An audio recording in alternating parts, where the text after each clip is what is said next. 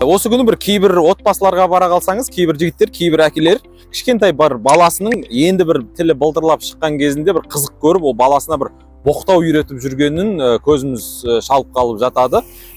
Бәрімізде бір кез келген әке бір баласының болашағы жарқын болғанын қалайды ғой негізі. Бірақ енді бір тілі шыққаннан ақ оған боқтық үйретсек, бір баламыздың болашағы жарқын болғанын қалағанымыздан қандай бір пайда бар деймін да. Оның енді тілі шыққан тілін аппақ жүрегін кірлетіп, болашағының басын осындай бір боқтықпен бастау бір қаншалықты керек деп ойлаймын жігіттер. Иә, біз күлермізді қоярмыз, бала ғой, бірақ оның бүкіл өмірінде бір багаж болып қалатындай жүрегіне сіңісті болып боқтық бір еніп қалып кетеді ғой оның жүрегінде.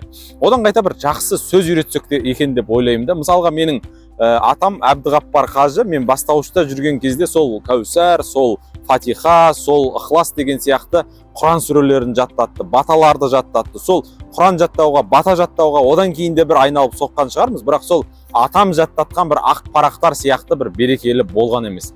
Баламыздың болашағы жарқын болғанын қаласақ, оған боқтық емес, ең бірінші бір жақсы сөз үйретейікші жігіттер, иә.